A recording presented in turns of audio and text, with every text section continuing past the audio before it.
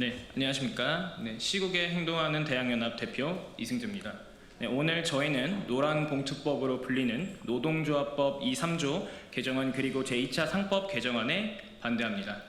그 이유는 간단합니다. 이 법은 노사 갈등의 해법이 아니라 갈등의 기폭제가 될 가능성이 크고 이는 청년 일자리와 혁신을 직격하기 때문입니다.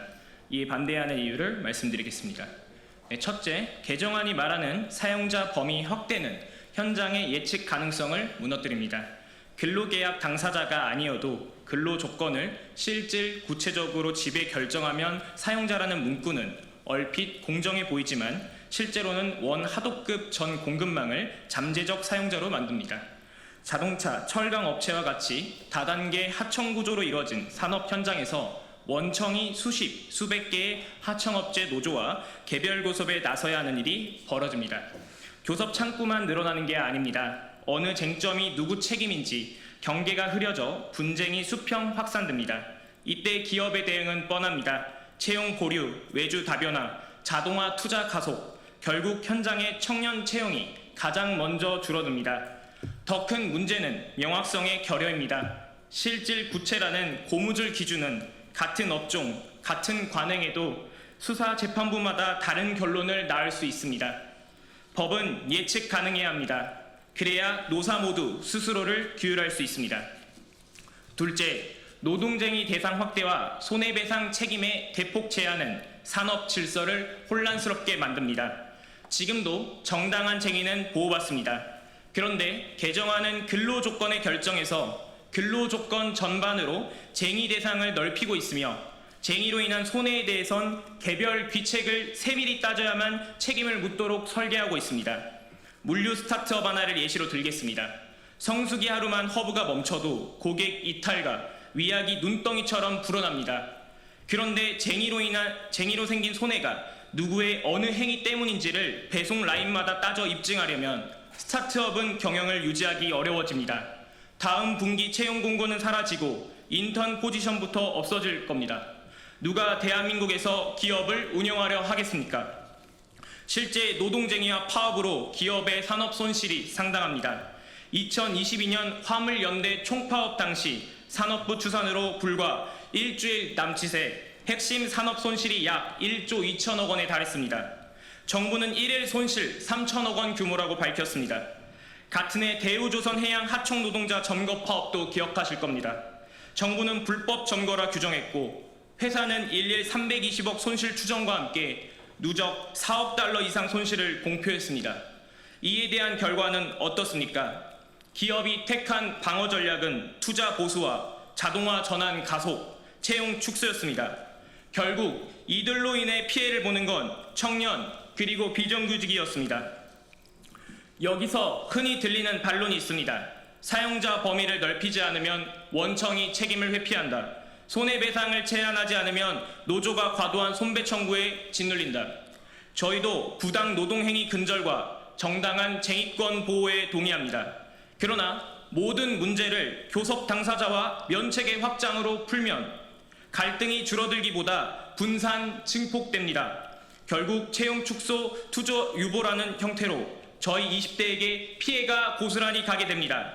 이 지점에서 제2차 상법 개정안과 맥이 닿습니다. 이사 책임과 주주권을 폭넓게 확장하는 방향이 소송 리스크와 준법 비용을 키워 혁신 투자와 신규 채용을 위축시킬 수 있다는 지적이 이미 나오고 있습니다. 노란봉투법이 노사 리스크, 상법 개정이 지배구조 리스크를 동시에 키운다면 기업의 합리적 선택은 명확합니다. 이 타격은 가장 고용 문턱이 낮은 청년에게 먼저 옵니다. 우리는 무엇을 요구하느냐고요? 반대만을 위한 반대가 아닙니다. 분명한 대안을 제시하겠습니다. 원청 사용자성 요건을 엄격히 한정하십시오. 지배 결정이라는 추상어가 아니라 지휘 명령의 연속성, 인사임금 직접 개입, 경제적 종속성과 같은 객관 요건을 법문에 명시해야 합니다. 노동쟁의 대상의 외연을 재조정하십시오.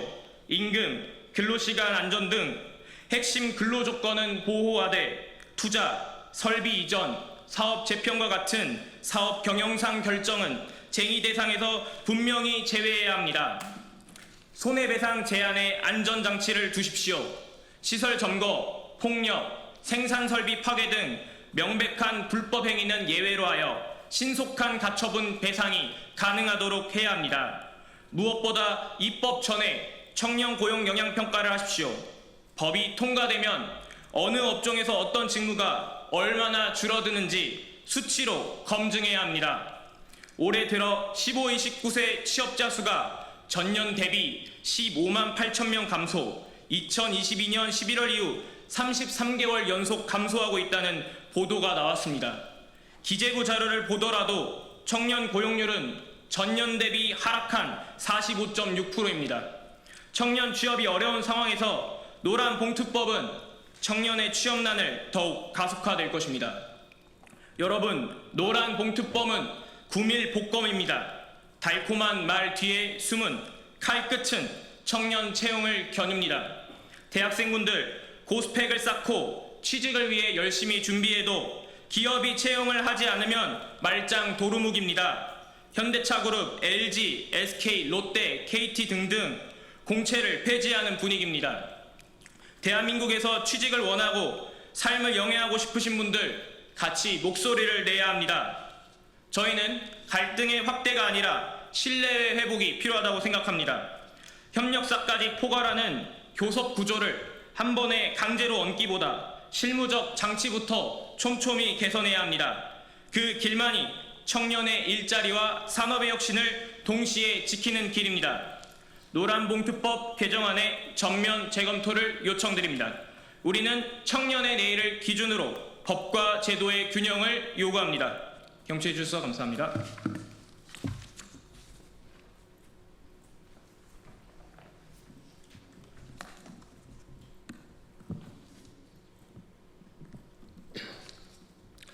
존경하는 국민 여러분, 저는 시국에 행동하는 대학연합 시대연 소속이자 21살 대학생 황승환입니다.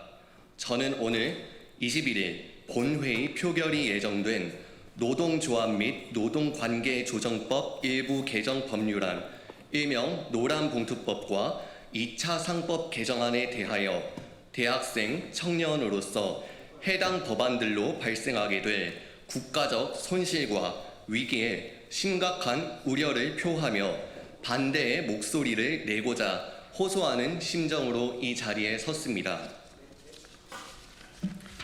저는 좌우 이념의 잣대로 해당 법안을 반대하는 것이 결코 아니며 법안이 통과 및 시행될 경우 마땅히 발생하게 될 일들을 말씀드릴 뿐입니다.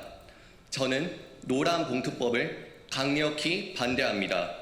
노란봉투법은 표면적으로는 노동자의 권리, 교섭권, 노동 3권 등을 철저히 보장하여 노동자 권익 증진, 아름다운 노사 문화 조성처럼 보일지 모르나 실상은 기업 경영 위축으로 국가 경제 손실 및 경쟁력 약화 등 가뜩이나 어려운 경제 속에 각종 악재에 빠지게 됩니다.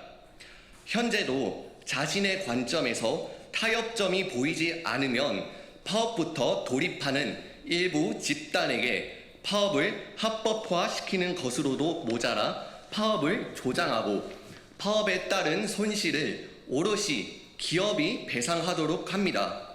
결과적으로 기업 활동은 위축, 우리나라의 기업과 인재는 모두 해외로 유출되고 일자리는 줄어들며 국가 경제에 손실을 안겨줄 것은 자명한 일입니다.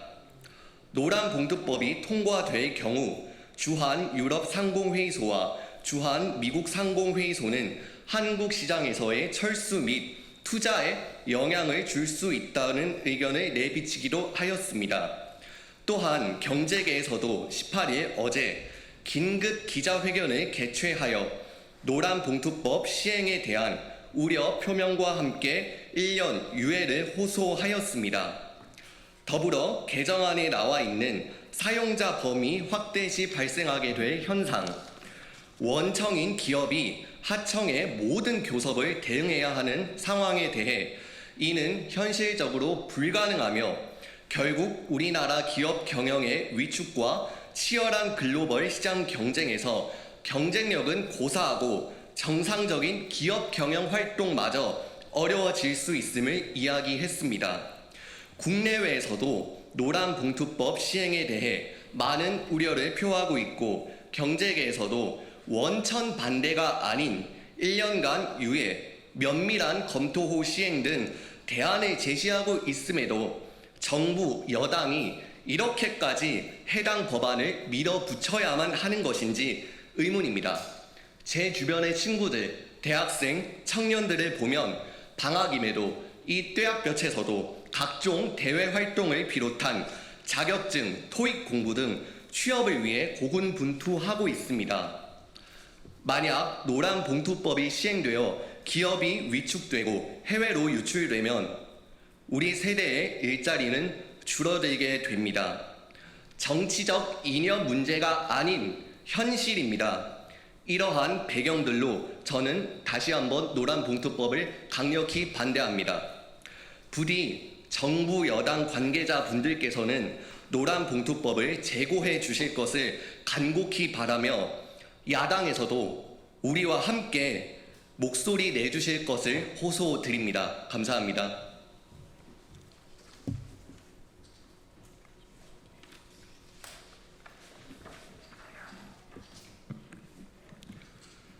네, 저는 시국에 행동하는 대학연합의 이세욱 청년입니다. 이 제목만 좋고 허울뿐인 노란봉투법을 반대합니다. 이 법은 청년을 위한 법이 절대 아닙니다. 이것은 오직 노조만을 위한 법이고 노조에게 헌정하는 법입니다. 핵심만 요약하면 화가 나면 회사를 박살내도 되는 법이며 현재와 미래의 잠재적인 기업을 퇴출하고 없애버리는 법입니다. 제가 그 이유 세 가지를 말씀드리고 싶은데 시간 관계상 두 가지만 말씀드리겠습니다. 첫째, 직접적인 사용자나 계약자가 아닌 영향력을 행사할 수 있는 자로 사용자를 규정합니다. 이는 하청업체 노조가 원청에 쟁의하고 파업할 수 있습니다. 대기업은 특성상 다른 수많은 하청업체들과 계약 관계에 있습니다. 이때 이 수많은 하청업체의 노조가 무언가 마음에 들지 않으면 원청인 기업에 가서 파업한다는 것입니다. 대기업 입장에서는 1차나 많게는 2차 벤더까지는 알 수 있겠지만 3차 벤더부터는 알 수가 없고 직접적인 업무 소통도 대부분 하지 않습니다. 그러나 이 기업의 노조가 원청인 대기업에 가서 쟁의를 할 수 있다는 것은 상식적으로 생각해도 이해가 되지 않는 부분입니다. 본인들이 불만이 있고 뭔가 바라는 것이 있다면 당연히 본인 회사에 파업을 해야 되는 것이 아닙니까? 이것은 회사 생태계를 무너뜨리는 것입니다. 둘째, 이 법은 쟁의의 범위를 무한대로 확장하는 것에 있습니다. 현재 노동조합법의 노조에서 가능한 쟁의는 근로조건 결정에 관한 주장의 불일치로 인한 분쟁입니다. 이것은 급여나 휴가 등에 대한 협의가 되지 않았을 때 쟁의해도 된다고 명시된 것입니다. 그러나 근로조건 및 노동관계 당사자 사이에 관계에 대한 주장의 불일치라는 두 가지 조건으로 제시하였습니다. 이것은 기존의 불법이기 때문에 인정되지 않던 쟁의도 이젠 허용이 된다는 것입니다. 이것은 큰 이유가 없음에도 불구하고 파업이 허용되고 기업의 큰 손실로 가져올 수 있다는 것입니다. 말도 안 되는 이유로 파업하고 그리고 손실이 생겼음에도 불구하고 손해배상 청구를 못하게 만듭니다. 제가 이렇게 두 가지 이유를 들었습니다. 이것을 듣고 계시는 위원님들과 여러 관계자분들께 질문 드립니다. 이 얘기를 듣는다면 앞으로 이 대한민국에서 사업을 하고 싶으십니까? 이 법이 제정되면 청년 신입을 뽑고 싶으십니까? 마지막으로 다시 말씀드립니다. 이 법은 절대 청년들을 위한 법이 아닙니다. 청년들을 다 사지로 몰아넣는 법입니다. 오직 노조만을 위한 법입니다. 이 나라를 위해 열심히 일하시고 그리고 지금도 고생해 주시는 위원님들과 그리고 국회에서 일하시는 모든 분들께 부탁드립니다. 대한민국의 다음 세대인 청년들을 위해 친기업적이고 기업이 더 많은 투자를 할 수 있는 환경을 만들어서 더 많은 청년들에게 기회를 주는 환경을 만들어 주시길 간곡히 부탁드립니다. 감사합니다.